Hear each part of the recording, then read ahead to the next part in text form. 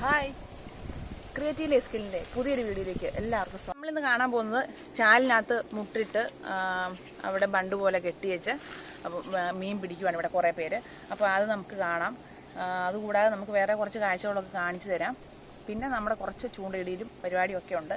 എല്ലാം പ്ലാൻ ചെയ്യാനാണ് വന്നേക്കുന്നത്. അപ്പോൾ നമുക്ക് അങ്ങോട്ട് പോകാം. അവിടെയാണ് അവർ ചാല് കെട്ടിയേക്കുന്നത്. അപ്പോൾ നമുക്ക് അതൊന്ന് പോയി അതൊക്കെ ഒന്ന് കാണിച്ചു തരാം. അവർ മീൻ പിടിക്കുന്നതൊക്കെ ഒന്ന് കാണിച്ചു തരാം. അപ്പോൾ നമുക്ക് ആദ്യം പോയി അത് കാണാം. അപ്പോൾ ഈ ഒരു കാഴ്ച എന്ന് പറഞ്ഞാൽ 18 ലക്ഷം രൂപയാണ് ഇവിടെ ഈ വെള്ളത്തിൽ കൂടെ ഒഴുകി പോകുന്നത്.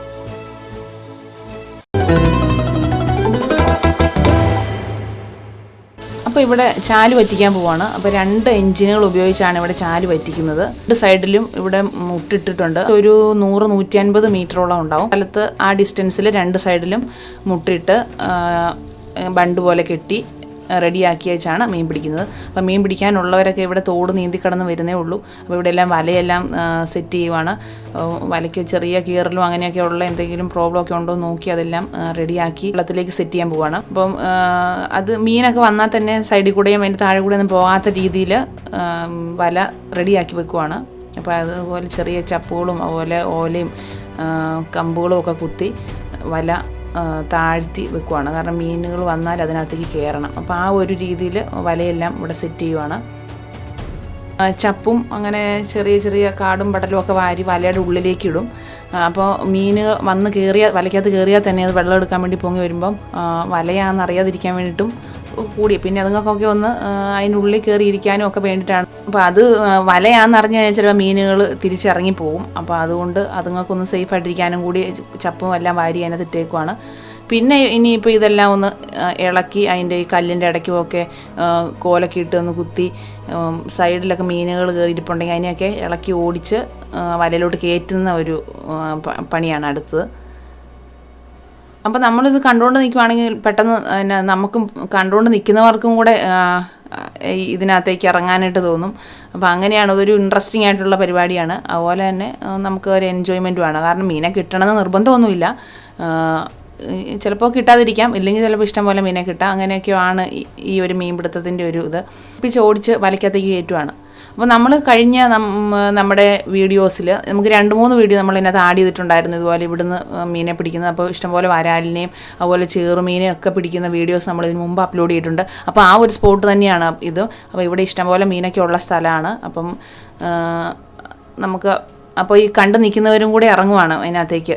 കാരണം അവർക്ക് ഇങ്ങനെ നിന്നിട്ടൊരു നിപ്പുറയ്ക്കുന്നില്ല. അപ്പോൾ അവരും കൂടെ കൂടി വെള്ളം ഇളക്കി മീനെയൊക്കെ ഓടിച്ച് വലയ്ക്കകത്ത് കയറ്റാൻ അവരും കൂടെ ഹെൽപ്പ് ചെയ്യാനായിട്ട് ഇറങ്ങിയിരിക്കുവാണ്. അപ്പോൾ നമ്മുടെ കഴിഞ്ഞ വീഡിയോസിൽ നമുക്ക് അപ്പോൾ ഈ കണ്ടു നിൽക്കുന്നവരും കൂടെ ഇറങ്ങുവാണ് അതിനകത്തേക്ക്. കാരണം അവർക്ക് ഇങ്ങനെ നിന്നിട്ടൊരു നിപ്പുറയ്ക്കുന്നില്ല. അപ്പോൾ അവരും കൂടെ കൂടി വെള്ളം ഇളക്കി മീനെയൊക്കെ ഓടിച്ച് വലയ്ക്കകത്ത് കയറ്റാൻ അവരും കൂടെ ഹെൽപ്പ് ചെയ്യാനായിട്ട് ഇറങ്ങിയിരിക്കുവാണ്. നമ്മുടെ കഴിഞ്ഞ വീഡിയോസിൽ നമുക്ക് 19ഓളം വരാലിനെ കിട്ടുന്ന വീഡിയോ ഉണ്ടായിരുന്നു. അപ്പോൾ നിങ്ങൾക്ക് ആ വീഡിയോ കാണണമെന്നുണ്ടെങ്കിൽ ഈ മുകളിൽ കാണുന്ന ലിങ്കിൽ ക്ലിക്ക് ചെയ്താൽ മതി. അപ്പോൾ അത് നമുക്ക് കാണാൻ പറ്റും, കഴിഞ്ഞ വീഡിയോസ് കാണാൻ പറ്റും. അതുപോലെ തന്നെ ചെറുമീൻ, വലിയ ചെറുമീനെയൊക്കെ പിടിക്കുന്ന വീഡിയോസും ഉണ്ട്. അത് നമ്മൾ അപ്ലോഡ് ചെയ്തിട്ടുണ്ടായിരുന്നു. അപ്പോൾ ആ വീഡിയോ നിങ്ങൾക്ക് കാണണമെന്നുണ്ടെങ്കിൽ ഈ മുകളിൽ കാണുന്ന ഈ ലിങ്കിൽ ക്ലിക്ക് ചെയ്താൽ മതി. അപ്പോൾ നിങ്ങൾക്ക് അതും കാണാൻ പറ്റും. അപ്പം ഇത്രത്തോളം മത്സ്യസമ്പത്ത് ഉണ്ടായിരുന്ന ഒരു ഏരിയ ആണെന്ന് അപ്പോൾ നിങ്ങൾക്ക് അത് കാണുമ്പോൾ മനസ്സിലാവും. അപ്പോൾ അതുപോലെ തന്നെ ഇവിടെ ഈ റെയിലും റോഡും ഒക്കെ ഉപയോഗിച്ചുള്ള പിന്നെ കാസ്റ്റിംഗ് ഒക്കെ നമുക്ക് ഭയങ്കര ബുദ്ധിമുട്ടാണ്. കാരണം ചെറിയ ചാലുകളൊക്കെയാണ്. അതുപോലെ തന്നെ ഇവിടെ ഇത് ഉടക്കമൊക്കെ ഒത്തിരിയുള്ള സ്ഥലമാണ്. അപ്പോൾ അതുകൊണ്ട് അത് നമുക്കൊരു ഭയങ്കര ബുദ്ധിമുട്ടായിട്ടുള്ള ഏരിയയാണ്. അതുകൊണ്ട് അങ്ങനെ പിടുത്തം ഒഴിവാക്കി വെച്ച് ഈ ഒരു രീതി അതുപോലെ ചൂണ്ടയിട്ടുമൊക്കെയാണ് ഇവിടുന്ന് മീനെ പിടിക്കുന്നത്. അതുപോലെ കൂടിടും. അങ്ങനെയൊക്കെയാണ് ഈ ഒരു ഏരിയയിൽ നിന്ന് മീൻ പിടിക്കുന്നത്. ഇപ്പോൾ കണ്ടത്തിലോട്ട് വെള്ളം കയറ്റുന്ന ചാലുകളാണ്. അതുപോലെ തന്നെ വെള്ളം പുറത്തേക്ക് കളയാനും വേണ്ടിയൊക്കെ നിർമ്മിച്ചേക്കുന്ന ചാലുകളാണ്. അപ്പോൾ ഇതൊരാളുടെ ഒരു സ്വകാര്യമായ ഒരു സ്ഥലമല്ല. അപ്പോൾ നമുക്ക് ആർക്ക് വേണേലും ഇവിടെ വന്ന് മീനെ പിടിക്കുകയൊക്കെ ചെയ്യാവുന്നതാണ്.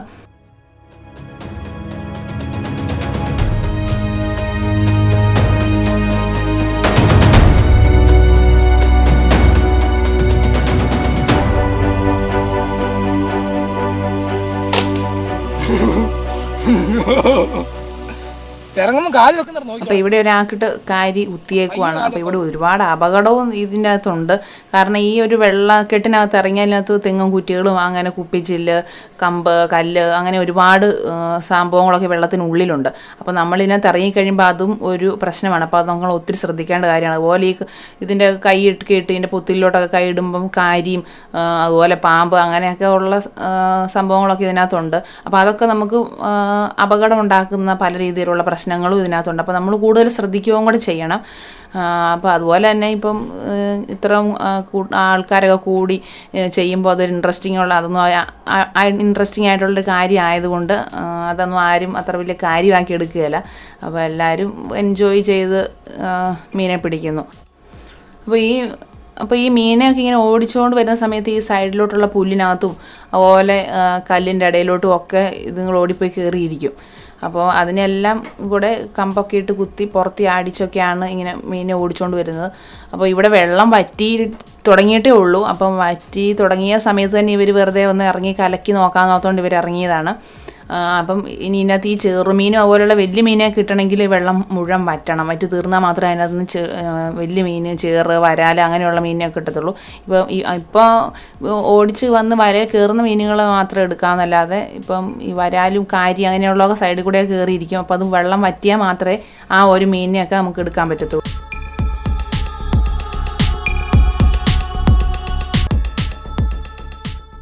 അപ്പോൾ ഏകദേശം ഈ ഒരു 100 മീറ്റർ കവർ ചെയ്തിട്ടുണ്ട്. അപ്പോൾ അവർ വല കിട്ടിയതിൻ്റെ അടുത്തേക്ക് എത്തി. അതിനകത്തേക്ക് മീനൊക്കെ ഓടിച്ച് കയറ്റിയിട്ടുണ്ടെന്ന് പ്രതീക്ഷിക്കും. അപ്പോൾ വലയൊക്കെ പൊക്കി നോക്കുമ്പോൾ അറിയാനത്ത് എത്രത്തോളം മീനുണ്ടെന്നൊക്കെ ഉള്ളത്.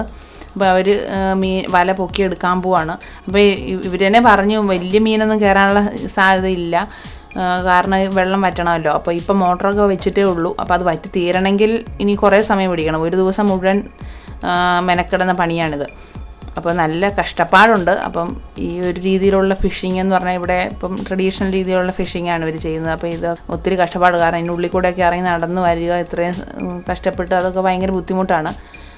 അപ്പോൾ ഇനി ഈ വെള്ളം മുഴുവൻ വറ്റി തീർന്നാൽ മാത്രമേ, അപ്പോൾ ഇത് വൈകുന്നേരത്തേക്കൊക്കെ ഇനി വെള്ളം വറ്റി തീരത്തുള്ളൂ. അപ്പോൾ അതൊക്കെ വറ്റി തീർന്നാൽ മാത്രമേ ബാക്കി മീനെയൊക്കെ ഇതിനകത്ത് പിടിക്കാൻ പറ്റത്തുള്ളൂ. അപ്പോൾ ഇതിനകത്ത് മീനുണ്ട്, ഇഷ്ടംപോലെ പരലൊക്കെ ഇതിനകത്ത് കയറിയിട്ടുണ്ട്. പിന്നെ വയമ്പ്, കൂടുതലും വയമ്പാണുള്ളത്. ഇഷ്ടംപോലെ വയമ്പൊക്കെ ഉണ്ട് ഇതിനകത്ത്. അപ്പോൾ ചെറുമീനുകളാണ് ഇതിനകത്ത് ഇപ്പോൾ കൂടുതലും കയറിയേക്കുന്നത്. അപ്പോൾ അതിനെല്ലാം അവർ കളക്ട് ചെയ്തെടുക്കുവാണ്. വയമ്പെന്ന് പറഞ്ഞാൽ അങ്ങനെ വലിയ വലിപ്പമൊന്നുമില്ല, ചെറിയ മീനാണ്. അപ്പോൾ അത് പക്ഷെ പീരയൊക്കെ വെച്ച് വയ്ക്കാനാണെങ്കിൽ നല്ല അടിപൊളിയാണ്, നല്ല ടേസ്റ്റുള്ളതാണ്. അപ്പോൾ നമ്മൾ വയമ്പിനെ വീശുന്ന ഒരു വീഡിയോ ഒക്കെ നമ്മൾ നേരത്തെ ചെയ്തിട്ടുണ്ടായിരുന്നു. വയമ്പിനെ വീശി പിടിക്കുന്ന വീഡിയോ ഒക്കെ ചെയ്തിട്ടുണ്ടായിരുന്നു. അപ്പോൾ അതൊക്കെ നമ്മുടെ കഴിഞ്ഞ വീഡിയോസൊക്കെ അങ്ങനെയുള്ളതാണ്. അവിടെ ഇഷ്ടംപോലെ വയമ്പ് ഇതിനകത്തുണ്ട്. ചെറിയൊരു ബ്ലൂ കളറുള്ള ലൈനൊക്കെ ഉണ്ട്. ഇതാണ് വയമ്പ്. അപ്പോൾ ഇത് പീര വെക്കാനാണ് ഏറ്റവും സൂപ്പർ. അതുപോലെ തന്നെ വറക്കാനും കൊള്ളും. നമ്മൾ ഈ ഒഴുവായൊക്കെ കറി വെക്കുന്ന രീതിയിലാണ് ഇത് നമ്മൾ പ്രിപ്പയർ ചെയ്യുന്നത്.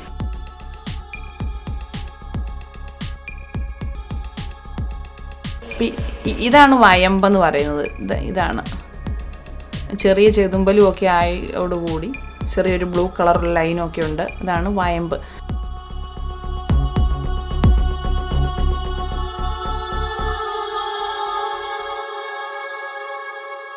അപ്പോൾ ഇനി നമുക്ക് തണ്ണീർമുക്കം ബണ്ടിൻ്റെ കുറച്ച് വിശേഷങ്ങളൊക്കെ കാണാം. അപ്പോൾ ഈ കാണുന്നതാണ് തണ്ണീർമുക്കം ബണ്ട്. ആലപ്പുഴയെയും കോട്ടയത്തെയും തമ്മിൽ ബന്ധിപ്പിക്കുന്ന ഒരു ഷട്ടറാണിത്. അപ്പോൾ ഇവിടെ എന്ന് പറഞ്ഞാൽ ഇതിൻ്റെ ഒരു ഭാഗത്ത് ഓരുവെള്ളവും മറുഭാഗത്ത് നല്ല വെള്ളവുമാണ് ഉള്ളത്.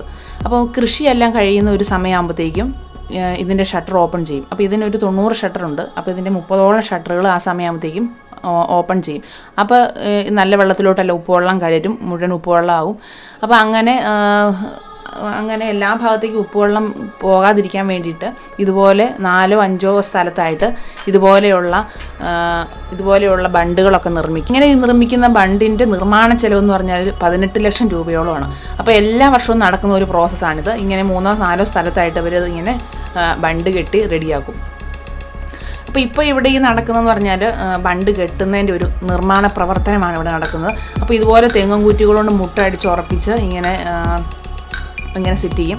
അതിനുശേഷം ഇതിനുള്ളിൽ അതിൻ്റെ 2 സൈഡിലും ഗ്രീൻ നെറ്റൊക്കെ കെട്ടി റെഡിയാക്കുകയാണ് ചെയ്യുന്നത്. അപ്പോൾ ഇത് എല്ലാം നിർമ്മിച്ചതിന് ശേഷം 2 ദിവസത്തിനകം ഇത് മുഴുവൻ പൊട്ടിപ്പോയൊരു കാഴ്ചയാണ് ഇവിടെ കാണുന്നത്. അത്രയും രൂപ ചിലവാക്കി നിർമ്മിച്ച ഒരു ബണ്ടായിരുന്നു. അപ്പോൾ അത് മുഴുവൻ പോയി. ഏകദേശം ഒരു ജൂൺ ജൂലൈ മാസത്തിലാണ് ഇതുപോലെ വലിയ മഴ വരുമ്പോഴാണ് ഇതിന് മുകളിൽ കൂടെ വെള്ളം കരകവിഞ്ഞൊഴുകുന്നത്. പക്ഷേ ഇതിപ്പോൾ ഈ ബണ്ട് കെട്ടി 2 ദിവസത്തിന് ശേഷം കിഴക്കൻ വെള്ളം വന്നു. അപ്പോൾ അവിടെയൊക്കെ മഴ പെയ്ത് വെള്ളം വന്ന് അത് മുഴുവൻ നശിച്ചു പോയി. അപ്പോൾ അത്രയും പൈസയാണ്, 18 ലക്ഷം രൂപ മുടക്കി നിർമ്മിച്ചതാണിത്. അപ്പോൾ അത് മുഴുവൻ പാഴായി പോയേക്കുവാണ്. അപ്പോൾ ഇതിന് വീണ്ടും കെട്ടിയാൽ മാത്രമേ തണ്ണീർമുക്കം ബണ്ടിൻ്റെ ഷട്ടർ ഓപ്പൺ ചെയ്യാൻ പറ്റത്തുള്ളൂ. അപ്പോൾ ഇത് ഓപ്പൺ ചെയ്യേണ്ട സമയം കഴിഞ്ഞു പോയി. അപ്പം ഓപ്പൺ ചെയ്യാനായിട്ടിരുന്ന സമയത്താണ് ഇങ്ങനൊരു അവസ്ഥ വന്നത്. അപ്പോൾ ഇതെന്ന് പറഞ്ഞാൽ താഴത്തങ്ങാടി വള്ളംകളിയൊക്കെ നടക്കുന്ന ഒരു ഏകദേശം ആ ഒരു ഏരിയയാണിത്. ഇവിടെ ഇതിൻ്റെ കുറച്ചപ്പുറത്താണ് വള്ളംകളിയൊക്കെ നടക്കുന്ന സ്ഥലം. അപ്പോൾ അങ്ങനെയുള്ളൊരു സ്ഥലം കൂടിയാണ്. അതുപോലെ തന്നെ ഇതിങ്ങനെ ഇവിടെ മുഴുവൻ ഇങ്ങനെ ബണ്ട് കെട്ടിയിട്ട് ശേഷം ഒരു ജൂൺ ജൂലൈ മാസം ആകുമ്പോഴത്തേക്കും മഴ പെയ്യും, മഴവെള്ളം വരുമ്പോൾ ഇതിന് മുകളിൽ കൂടെ വെള്ളം കവിഞ്ഞൊഴുകും. അപ്പോൾ ആ സമയത്ത് ഇവിടെ മീൻപിടുത്തക്കാരുണ്ട് ഒരുപാട്. അപ്പോൾ ഈ തെങ്ങിൻ്റെ കുറ്റികളിലൊക്കെ വന്നിരുന്ന ഒരുപാട് ആൾക്കാർ മീൻ പിടിക്കാൻ വേണ്ടി വട്ടവലയായിട്ട് വന്നിരിക്കും. അപ്പോൾ ആ സമയത്ത് മീൻ മുഴുവൻ ഇങ്ങനെ വലിയ മീനുകളൊക്കെ ഉണ്ടാകും. 7-8 ഒക്കെ കിലോ വരുന്ന മീനുകളൊക്കെ ഇതിൻ്റെ അടുത്ത് മുകളിലേക്ക് പൊങ്ങിച്ചാടും. കാരണം അവർ ഇവിടെ കടക്കാൻ വേണ്ടി വരുമ്പോഴത്തേക്കും ഈ ഒഴുക്കിനെതിരെ ഇത് പൊങ്ങിച്ചാടും. അപ്പോൾ അങ്ങനെ പൊങ്ങിച്ചാടുന്ന സമയത്ത് കോരുവലയും കൊണ്ട് വന്ന് ആൾക്കാരത് അതിനെ പിടിച്ചെടുക്കും. അങ്ങനെയാണ് ഇവിടുത്തെ ഒരു മീൻപിടുത്തം. അത് ആ ഒരു സമയമാകുമ്പോഴാണ് ചെയ്യുന്നത്. അപ്പോൾ അതിൻ്റെയൊക്കെ വീഡിയോ കാണെങ്കിൽ നമ്മുടെ ഫിഷിംഗ് ഫ്രീക്സ് എന്ന ചാനലിൽ നമ്മുടെ സെബിൻ ബ്രോ അതിൻ്റെ വീഡിയോ ഒക്കെ ചെയ്യുന്നുണ്ട്. അപ്പോൾ ആ ഒരു ചാനലിൽ കയറി നോക്കിയാൽ ആ സമയത്തെ വീഡിയോസൊക്കെ കാണാം. അവർ മീൻ പിടിക്കുന്നതിൻ്റെയൊക്കെ വീഡിയോ നമുക്ക് കാണാൻ പറ്റും. അതേപോലെ തന്നെ ഈ 2 ദിവസം കൊണ്ട് ഇവിടെ മാലിന്യങ്ങളും വേസ്റ്റും ഒക്കെ ഒരുപാട് വന്ന് അടിഞ്ഞു കൂടിക്കിടക്കുകയാണ്. പ്ലാസ്റ്റിക്കും ഒക്കെയാണ് കൂടുതൽ. അപ്പോൾ 2 ദിവസം ആയതേ ഉള്ളൂ ഇവിടെ ഈ ബണ്ട് നിർമ്മിച്ചിട്ട്. അപ്പോൾ തന്നെ ഇവിടെ നിറച്ചും മാലിന്യങ്ങളാണ്. ഇനി നമ്മൾ കുറച്ച് മീൻ പിടിക്കാനൊക്കെ ആയിട്ട് പോവാണ്.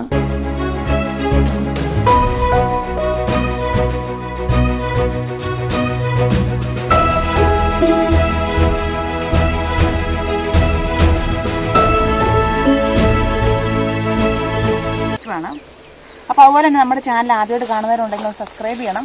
അതുപോലെ തൊട്ടടുത്തുള്ള ബെൽ ബട്ടൺ കൂടി ഒന്ന് അമർത്തണേ. പിന്നെ നമ്മുടെ വീഡിയോസ് ഇഷ്ടപ്പെട്ടാൽ ലൈക്ക് ചെയ്യുക, കമൻറ്റ് ചെയ്യുക, അതുപോലെ ഷെയർ ചെയ്യുക. ഞാണിന്മേൽ കളി എന്ന് പറഞ്ഞ പോലെ ഞാനിവിടെ ഒരു പാലത്തിന് മുകളിൽ ഇപ്പോൾ നിൽക്കുവാണ്. മിക്കവാറും വെള്ളത്തിലോട്ട് പോകും. അതിനു മുമ്പ് ഞാനൊന്ന് അക്കരെ കിടക്കട്ടെ. അത് കഴിഞ്ഞ് നമുക്ക് ബാക്കി കാര്യങ്ങളൊക്കെ പറയാം.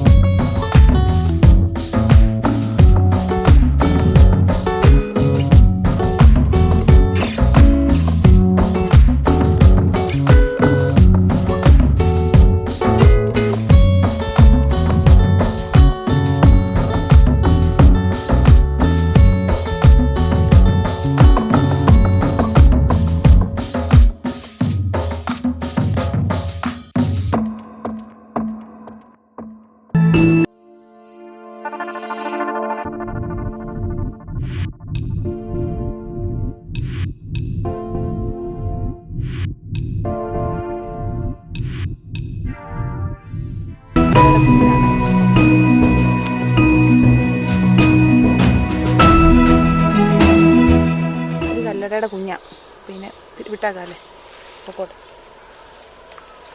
മഴ വരാൻ തുടങ്ങുന്നു. അപ്പോൾ ഞങ്ങൾ ഇനി നാളെ വന്ന് നമുക്കിടാം. അപ്പോൾ അതിൻ്റെ വീഡിയോ ഒക്കെ നിങ്ങളെ കാണിച്ചു തരുന്നതായിരിക്കും. അപ്പോൾ അതുപോലെ തന്നെ എല്ലാവരും സേഫായിട്ടിരിക്കുക. ഏറ്റവും കൂടുതൽ എല്ലാവരും ശ്രദ്ധിക്കേണ്ട കാര്യമാണ്. എല്ലാവരും സേഫായിട്ട് വീട്ടിലിരിക്കുക. അപ്പം നമ്മൾ വീട്ടിലിരിക്കുന്ന സമയത്ത് നമുക്ക് ഏറ്റവും എൻജോയ് ചെയ്യാൻ പറ്റുന്നൊരു കാര്യമാണ് ചൂണ്ടയിടാൻ. മീനെ കിട്ടുമോ കിട്ടാതിരിക്കുമോ, അപ്പോൾ നമുക്ക് എൻജോയ് ചെയ്യാൻ പറ്റുന്നൊരു കാര്യമാണ്. എല്ലാവരും വീട്ടിൽ ഇരുന്ന് ബോറടിച്ചവരൊക്കെ എല്ലാവരും ഇങ്ങോട്ടൊക്കെ പോരെ, ഇവിടെ എല്ലാം നമുക്ക് ആഘോഷമായിട്ടൊന്ന് ചൂണ്ടയിടാം. അപ്പോൾ അങ്ങനെയൊക്കെയാണ് കാര്യങ്ങൾ. അപ്പോൾ എല്ലാവരും സേഫായിട്ടിരിക്കുക, മാസ്ക് ധരിക്കുക. അപ്പം അങ്ങനെ ഇറങ്ങി നടക്കാതിരിക്കുക. അപ്പം ഇതൊക്കെ മാറും. ഈ കാലവും കടന്നു പോകുമെന്ന് പറഞ്ഞാൽ ഇതൊക്കെ മാറും. അപ്പം അത് കഴിഞ്ഞ് നമുക്ക് അടിപൊളിയായിട്ട് നമുക്ക് ഓരോ കാര്യങ്ങളൊക്കെ ചെയ്യണം ഇറങ്ങി. അപ്പോൾ ഇപ്പോൾ ലൈറ്റൊക്കെ പോയി ഇരുട്ടാൻ തുടങ്ങി. അപ്പോൾ ഞങ്ങൾ പയ്യെ പോവുകയാണ് കേട്ടോ. ഞങ്ങൾ പതുക്കെ വീട്ടിലോട്ട് പോയേക്കുവാണ്. അപ്പോൾ ഞങ്ങൾ കുറച്ച് നേരം കൂടെ ചൂണ്ട ഇട്ടേനെ. കാരണം ഈ ലൈറ്റൊക്കെ പോയി കഴിഞ്ഞ സമയത്ത് ചിലപ്പം നമുക്ക് ഇച്ചിരി മീൻ കിട്ടാനുള്ള സമയം സന്ധ്യയൊക്കെ ആകുമ്പോഴത്തേക്ക്. പക്ഷെ ഞങ്ങളുടെ കയ്യിൽ തീറ്റ തീർന്നു പോയി. ഞങ്ങൾ ഇച്ചിരിയേ കൊണ്ടുവന്നിട്ടുണ്ടായിരുന്നുള്ളത്. അപ്പോൾ അത് തീർന്നു പോയി. അപ്പോൾ അങ്ങനെ ഒരു കാര്യം കൊണ്ട് ഞങ്ങൾ പോവാണ്.